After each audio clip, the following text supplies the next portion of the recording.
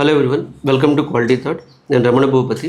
So మనం campus సెలక్షన్స్కి దారేది అని ఒక సిరీస్ ఆఫ్ వీడియోస్ చేస్తున్నాం. అందులో ఇది థర్డ్ వీడియో ఇది. సో ఈ వీడియోలో మనం మెయిన్గా ఫోకస్ చేయబోతుంది ఏంటంటే, సో ఒక స్టూడెంట్ కాలేజ్లోనే క్యాంపస్ సెలక్షన్లో జాబ్ తెచ్చుకోవాలి అంటే సో మూడవ ఇంపార్టెంట్ పాయింట్, ఫస్ట్ది మనం మాట్లాడుకున్నాం స్టోరీ టెల్లింగ్ ఇంపార్టెంట్, సెకండ్ది మనం మాట్లాడుకున్నాం లేటెస్ట్ సబ్జెక్ట్స్ మీద అవగాహన ఇంపార్టెంట్. ఇక మూడవది వచ్చేటప్పటికి ఏంటంటే కంప్యూటర్ సైన్స్ ఫండమెంటల్స్ అనేది చాలా చాలా ఇంపార్టెంట్.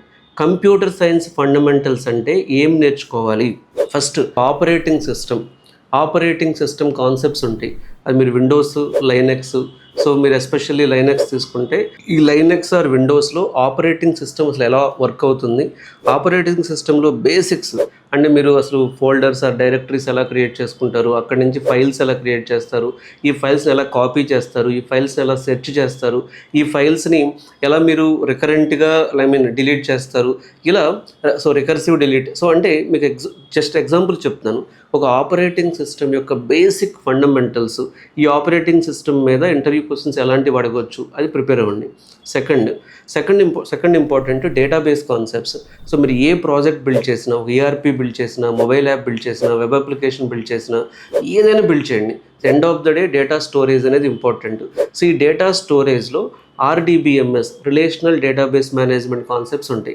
ఈ ఆర్డిబిఎంఎస్ కాన్సెప్ట్స్ కానీ, సో ఈ ఆర్డిబిఎంఎస్ కాన్సెప్ట్స్లో మనకు అసలు టేబుల్స్ ఎలా క్రియేట్ చేయాలి, లేకపోతే టేబుల్స్ మీద ఉన్నటువంటి మన డిడిఎల్ కమాండ్స్ కానీ, డిఎంఎల్ కమాండ్స్ కానీ, సో లేకపోతే ఇందులో మీరు basic SQL, structured query language, so ఈ ఎస్క్యూఎల్ క్వరీస్ కానీ, ఈ ఎస్క్యూఎల్ క్వరీస్లో కొంచెం మీరు ఎలా లాజికల్గా థింక్ చేస్తున్నారు, ఒక చిన్న ఎస్క్యూఎల్ క్వరీ ఇచ్చి సో ఒక 2 టేబుల్స్ నుంచి డేటా రిట్రీవ్ చేయనప్పుడు, ఇవన్నీ చాలా ఫండమెంటల్స్ అండి. ఇందులో అంత టఫ్ ఏమి ఉండదు.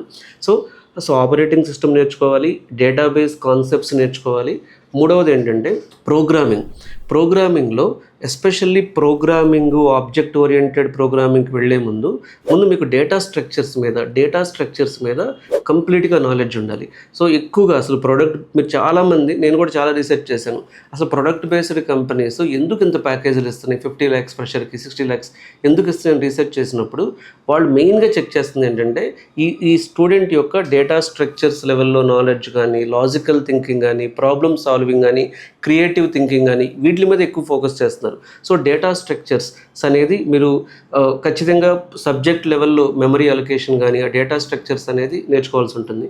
సో తర్వాత అంటే operating system, database concepts with SQL queries, అలాగే so data structures.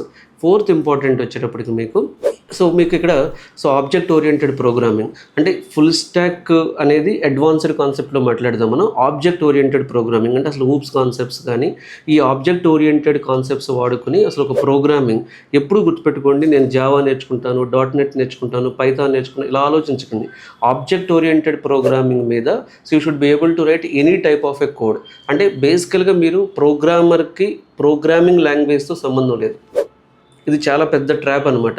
So programmer అవ్వాలంటే నీకు లాజికల్ థింకింగ్, ప్రాబ్లమ్ సాల్వింగ్, అలాగే basic core concepts of programming వాడుకుని దాని మీద ఏ ప్రోగ్రామింగ్ లాంగ్వేజ్లో అయినా సరే ప్రోగ్రామింగ్ చేసే విధంగా మీరు ట్రైన్ అవ్వాలి.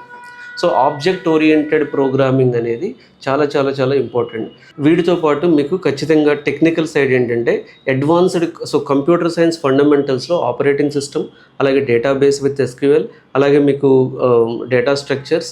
సో డేటా స్ట్రక్చర్స్తో పాటు మీకు ఇంకా మెయిన్ ఆబ్జెక్ట్ ఓరియంటెడ్ ప్రోగ్రామింగ్తో పాటు ఇంకో ఇంపార్టెంట్ టాపిక్ ఏంటంటే కంప్యూటర్ నెట్వర్క్స్.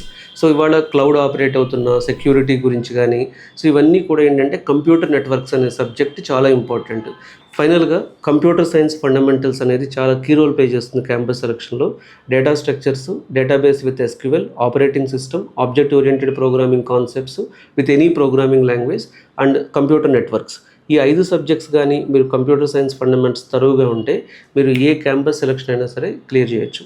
సో మనం ఈ క్యాంపస్ సెలక్షన్స్కి దారేదిలో ఫస్ట్ వీడియోలో మనం స్టోరీ టెల్లింగ్ గురించి, కాన్ఫిడెంట్గా మాట్లాడడం గురించి, సెకండ్ వీడియోలో సో మీరు ఎలా అయితే అడ్వాన్స్డ్ కాన్సెప్ట్స్ మీద నాలెడ్జ్ ద్వారా ఇంప్రెస్ చేయాలనేది, థర్డ్ వీడియోలో కంప్యూటర్ సైన్స్ ఫండమెంటల్స్.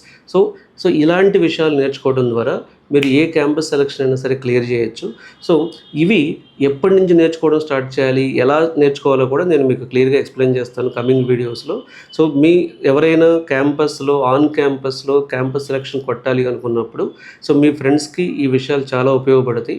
తప్పకుండా వీటిని సబ్స్క్రైబ్ చేయండి, మన ఛానల్ని, క్వాలిటీ థాట్ ఛానల్ని, అలాగే లైక్ చేయండి, అలాగే మీ ఫ్రెండ్స్కి ఫార్వర్డ్ చేయండి. సో ఇలా క్యాంపస్ సెలక్షన్ కొట్టాలంటే ఇంకొంచెం కన్ఫ్యూజన్ ఉంటుంది, నాలెడ్జ్ కావాలి, అవేర్నెస్ కావాలి, లేకపోతే ట్రైనింగ్ కావాలి. ఇలాంటి క్వరీస్ మీకుంటే ఎవ్రీ సాటర్డే క్వాలిటీ థాట్లో మనం కెరీర్ గైడెన్స్ సెషన్ కండక్ట్ చేస్తున్నాం. ఈ కెరీర్ గైడెన్స్ సెషన్కి మీరు రిజిస్టర్ అవ్వడం ద్వారా సో డైరెక్ట్గా మీరు 1-on-1 మాట్లాడి, మీరైనా మీ పేరెంట్స్ అయినా సరే సో ఎలా మీరు సాఫ్ట్వేర్ జాబ్లోకి క్యాంపస్ సెలక్షన్ ద్వారా వెళ్ళాలనేది తెలుసుకోవచ్చు. గుర్తుపెట్టుకోండి, క్యాంపస్ సెలక్షన్లో సాఫ్ట్వేర్ జాబ్ తెచ్చుకోవడం చాలా ఈజీ. క్యాంపస్ దాటి బయటకు వస్తేనే కష్టం. కాబట్టి క్యాంపస్ లోపలే సాఫ్ట్వేర్ జాబ్ కొట్టాలనేది ఈజీ అండి, అది ట్రై చేయండి. సో దాని మీద డౌట్స్ ఉంటే మా కెరీర్ గైడెన్స్ సెషన్కి మీరు రావచ్చు. సో ఈ కెరీర్ గైడెన్స్ సెషన్కి ఎలా రిజిస్టర్ అవ్వాలనే డౌట్ ఉంటే సో మన ఈ వీడియో కింద డిస్క్రిప్షన్లో డీటెయిల్స్ ఇవ్వడం జరుగుతుంది. సో ఆ డీటెయిల్స్కి రిజిస్టర్ అవ్వడం ద్వారా మీరు ఖచ్చితంగా క్వాలిటీ థాట్ కెరీర్ గైడెన్స్ సెషన్కి రావచ్చు. అలాగే సో మనం క్యాంపస్ సెలక్షన్ గురించి మాట్లాడుతున్నాం. క్యాంపస్ సెలక్షన్స్కి మీరు ఎప్పుడైనా అటెండ్ అయితే మీకు ఎలాంటి ఇంటర్వ్యూ క్వశ్చన్స్ వచ్చినాయి, అక్కడ మీరు ఎలాంటి ఎక్స్పీరియన్సెస్ ఫేస్ చేశారనేది కూడా సో మన కింద కామెంట్స్తో మెన్షన్ చేయండి. సో దాన్ని కూడా నేను మీకు ఫర్దర్గా వీడియోస్ చేయడం కానీ ఇంకా హెల్ప్ చేయడానికి కానీ ట్రై చేస్తాను. Thank you.